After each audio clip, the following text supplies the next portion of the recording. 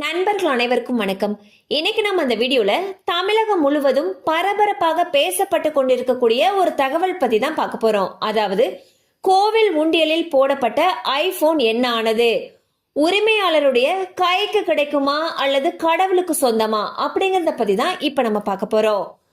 சென்னை மாவட்டத்தில் உள்ள அம்பத்தூர் விநாயகர்புரத்தில் வசித்து வருபவர் தினேஷ். இவர் கடந்த 2 மாதங்களுக்கு முன்பு தன்னுடைய குடும்பத்துடன் திருப்போரூர் முருகன் கோவிலுக்கு சாமி தரிசனத்திற்காக சென்றுள்ளார். சாமி தரிசனம் செய்த பின்னர் தினேஷ் அங்குள்ள உண்டியலில் காணிக்கையை செலுத்தியுள்ளார். அப்பொழுது காணிக்கை பணத்தை உண்டியலில் உள்ளே போடும் பொழுது தன்னுடைய ஐபோனையும் தவறுதலாக உண்டியலின் உள்ளே போட்டுவிட்டார். இதனால் அதிர்ச்சி அடைந்த அவர் உண்டியலை திறந்து தன்னுடைய ஐபோனை தருமாறு கோவில் ஊழியர்களிடம் கேட்டுள்ளார். ஆனால் அதற்கு அவர்கள் அறநிலைத்துறை அதிகாரிகளை தான் பார்க்க வேண்டும் என்று கூறியுள்ளனர். அதன் பின்னர் தினேஷ் சென்னையில் உள்ள இந்து சமய அறநிலையத்துறை அலுவலகத்தில் சென்று புகார் அளித்துள்ளார்.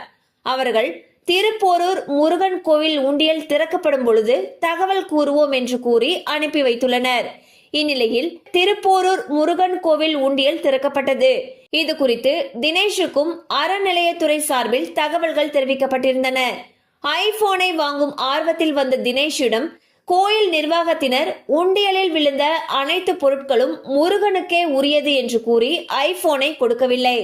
மேலும் தினேஷிடம் இந்த ஐபோனில் உள்ள முக்கியமான தரவுகளை மட்டும் நீங்கள் எடுத்துக்கொள்ளலாம் என்று கூறியுள்ளனர்.